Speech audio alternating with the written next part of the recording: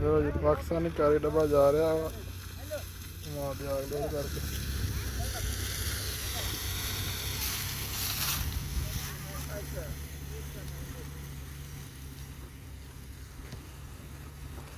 है कि नहीं देसी मोर? नहीं उस गड्डी दी बनाई है वो कई डब्बे दी।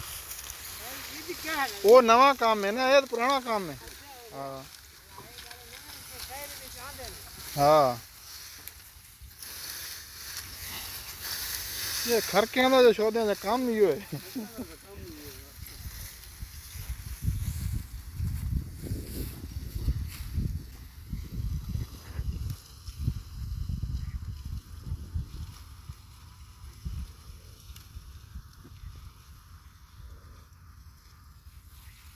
सुन